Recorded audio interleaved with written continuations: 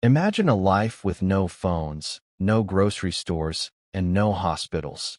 Just the harsh winds, towering peaks, and raw danger of the Wyoming wilderness. From 1824 to 1833, a small band of rugged individuals known as mountain men carved out their survival in one of the most unforgiving landscapes in North America. These were not mere wanderers. They were survivalists, hunters, and explorers who pushed the limits of human endurance. Surviving in the Wyoming wilderness for nearly a decade meant enduring a level of isolation that few people today can truly comprehend. These mountain men were completely cut off from civilization. No towns, no roads, and certainly no means of communication with the outside world. Once they entered the high country, they often wouldn't see another white man for months, or even years. The only human contact they might have would be with Native American tribes, and even that could be either friendly or deadly depending on the tribe, timing, and previous interactions. The solitude was more than just physical, it was psychological. They faced long, freezing winters in total silence, with only the wind through the pines and the howls of distant wolves to break the quiet. There were no safety nets. If they fell ill, they had to heal themselves. If they were injured, they had to tend their own wounds with primitive tools and hope infection didn't set in. If they ran out of food, there was no store to run to. Only their skills and luck stood between them and starvation. This isolation tested not just their survival skills, but their mental resilience. They had to become completely self-reliant, forging a powerful connection with the land and learning to read every sign in nature as a clue for what came next. In such remote and unforgiving terrain, weakness meant death, and companionship was a rare and precious thing. To endure the brutal conditions of the Wyoming wilderness for 9 years, the mountain men had to master a wide range of survival skills, many of which were learned through painful trial and error. They didn't have the luxury of modern gear or backup plans. Their lives depended on their ability to adapt, improvise, and endure. Fire was not a convenience, but a lifeline. They had to know how to start one using flint and steel or, in desperate times, with a bow drill or hand drill. In snow and rain, they learned how to protect the ember and keep it alive through the night. Hunting wasn't just about shooting game. It involved understanding animal behavior, tracking silently through dense forest or across frozen terrain, and making the most of every part of the kill. They tanned hides for clothing, used sinew for stitching, and boiled bones to extract the last bit of nutrition. When no game was in sight, they foraged for roots, berries, and edible bark, always cautious of poisonous plants. Their survival also hinged on craftsmanship. They had to build and maintain their own shelters, from lean-tos and dugouts to more insulated log cabins. Tools and weapons wore down or broke, so they had to repair traps, sharpen blades, and even forge replacement parts in makeshift wilderness workshops. Water sources had to be found, purified when possible, and protected from contamination by dead animals or predators. Many mountain men became amateur doctors out of necessity, learning to treat wounds with poultices made from herbs, setting broken bones with splints, and using alcohol as both antiseptic and painkiller. Some even practiced rudimentary dentistry, pulling rotting teeth with whatever tools they had on hand. Navigation without maps or compasses forced them to read the landscape like a book, watching the sun, stars, rivers, and even animal migration patterns to guide their path. Survival in the wilderness wasn't just about staying alive. It was about mastering every challenge the natural world threw at them every single day. The winters in the Wyoming wilderness were not just cold. They were punishing, relentless, and life-threatening. For the mountain men, surviving these months meant preparing far in advance and enduring conditions that could break even the strongest spirits. Temperatures often plunged far below zero, and snow could fall for days without stopping, burying their shelters and cutting off access to food and water. The wind howled through the mountains with a bone-chilling ferocity, capable of freezing exposed skin in minutes. Blizzards would sweep in without warning, blinding everything in white and making even the most familiar terrain unrecognizable.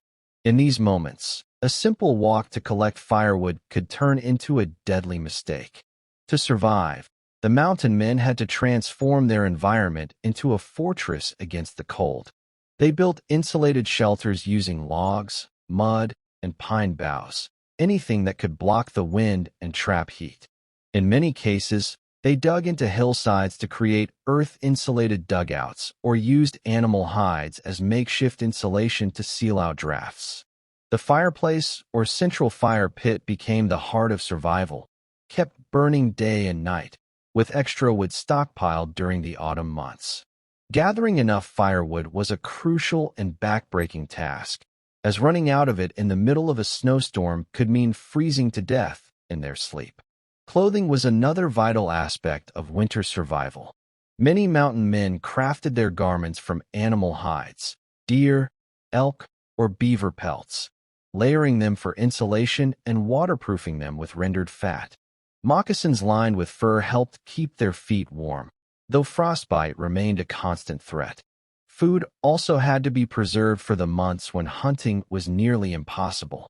They dried strips of meat into jerky, rendered fat into tallow, and stored dried berries and roots in hidden caches. When rations ran low, some were forced to boil leather or eat whatever scraps they could find. Hunting in winter was dangerous, as game became scarce and tracking was harder, requiring long treks through waist-deep snow and treacherous terrain. Illness, injury, or even something as minor as a sprained ankle could be a death sentence when snow trapped them miles from any help. The winters were a time of endurance, where the only way to survive was through preparation, toughness, and an unbreakable will to live. Living deep within the Wyoming wilderness meant sharing the land with some of the most dangerous and unpredictable creatures in North America. For the mountain men, animal encounters weren't rare events. They were part of daily life, and they often spelled the difference between life and death.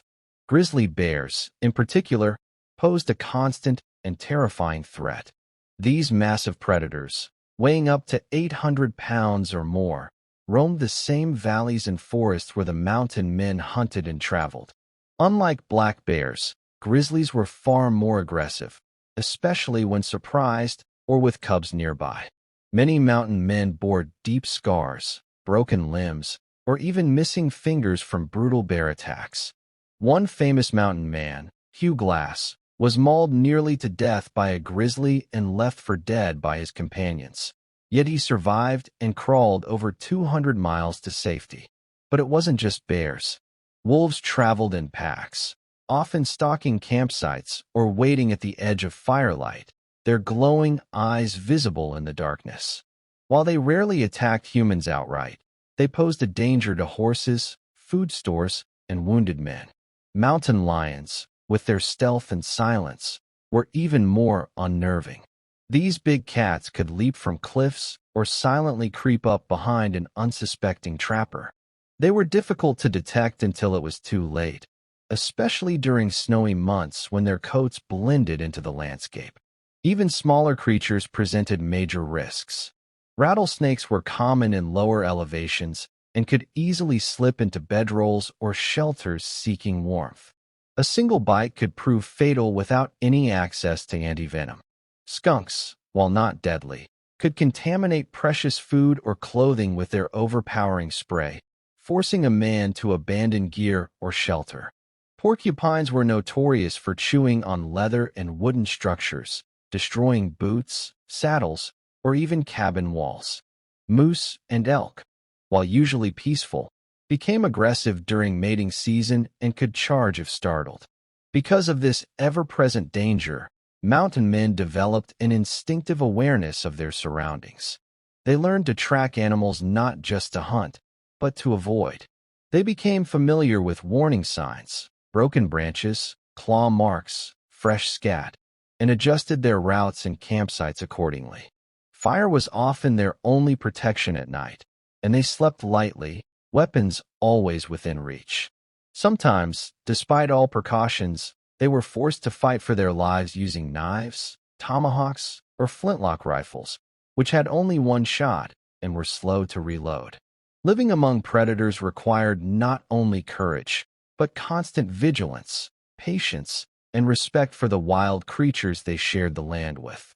In the remote and rugged wilderness of Wyoming, mountain men quickly realized that survival often depended on their relationships with the Native American tribes who had called those lands home for generations. Far from being isolated lone wolves, these trappers and explorers became part of a complex network of trade and cultural exchange with tribes such as the Crow, Shoshone, Arapaho, and Blackfeet. Trading with Native Americans was not just a means of obtaining goods, it was a lifeline. The mountain men relied on the tribes for essential knowledge: where to find water, how to track game, which plants could heal wounds, and which berries to avoid. In return, the mountain men offered valuable European goods such as metal knives, guns, beads, cloth, and cooking pots, items that quickly became prized possessions in many native communities.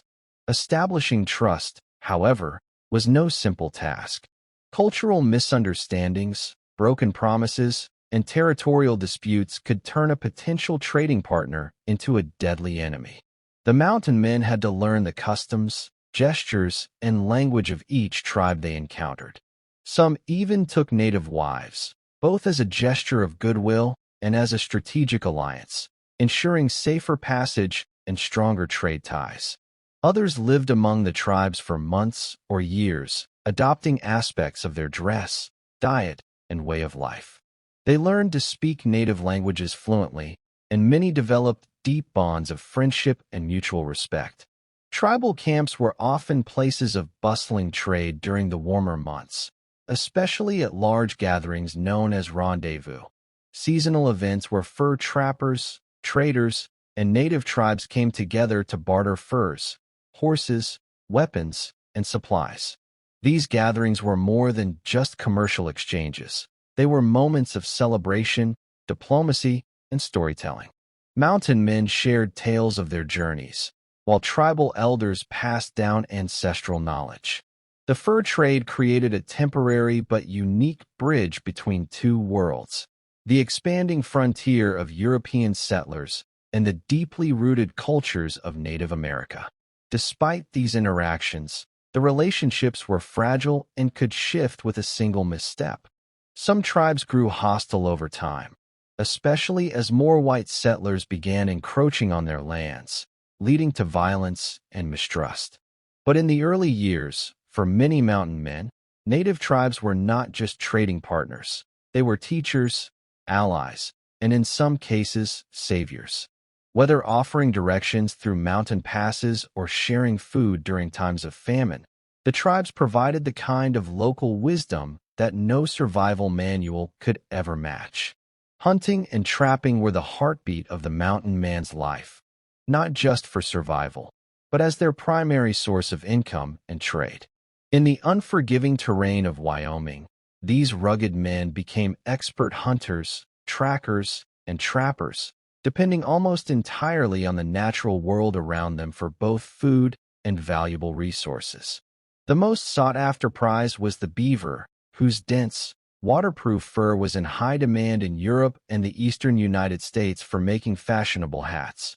Trapping these elusive animals required incredible patience, skill, and deep understanding of animal behavior. Mountain men would hike for days into remote river valleys and mountain streams, carefully placing steel traps where beaver signs, such as dams, gnawed trees, or muddy slides, were found. The traps had to be set with precision, baited with castoreum, a scent gland from beavers themselves, and camouflaged from both the animals and other trappers who might steal them. Checking these traps often meant long, dangerous journeys through icy waters, thick forests, and snow-covered terrain. The men carried heavy loads of pelts on their backs, often while keeping an eye out for predators, hostile tribes, or rival trappers. A good trapper might collect dozens of pelts over a season, carefully skinning and stretching each hide to preserve its value. In the winter, when beaver trapping became harder, the focus would shift to hunting game: elk, deer, bison, rabbits, and birds, not only for meat, but for their hides, bones, and sinews, which were used for clothing, tools, and shelter. Hunting required a blend of stealth and endurance. Mountain men often tracked animals for miles, reading broken twigs, fresh tracks, and disturbed snow to locate their quarry. They used flintlock rifles, which required time to reload, so accuracy was critical. A missed shot could mean a wasted opportunity or worse, a wounded, charging animal. In times of scarcity, they resorted to primitive techniques: snares, deadfall traps, and bow hunting. Nothing was wasted.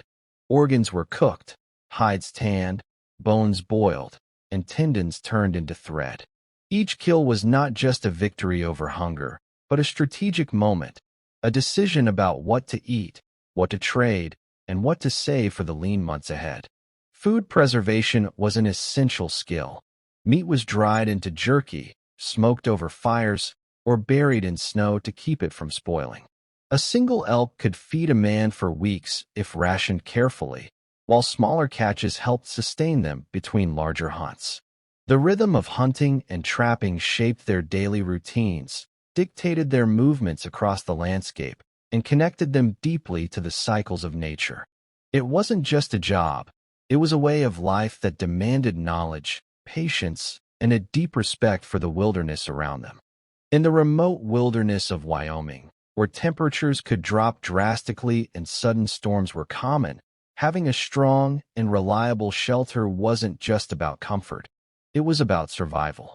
The mountain men had to become expert builders, using only what the natural world provided to construct homes that could withstand rain, snow, wind, and sometimes even the threat of wild animals. Unlike settlers who had access to wagons full of tools and supplies, these men traveled light.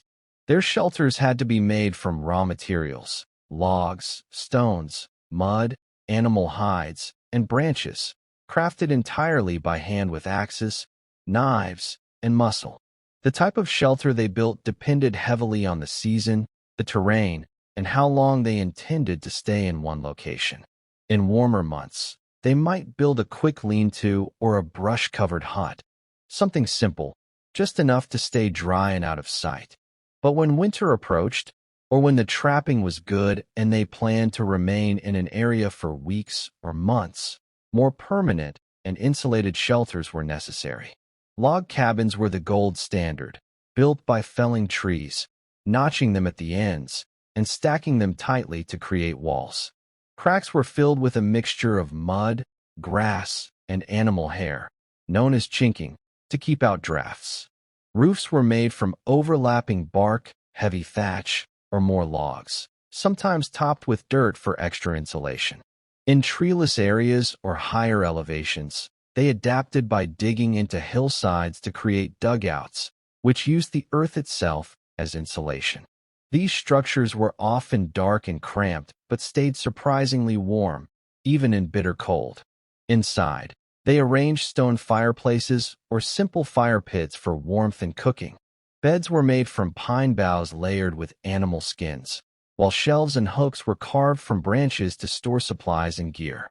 Smoke holes had to be carefully designed so fires didn't suffocate them inside or attract predators by scent. Doors were often made of hide or bundled branches, tied together with sinew or rope. Sometimes they used teepee-style tents, especially if they had adopted techniques from Native American tribes, which could be set up quickly and offered a portable, weather-resistant option.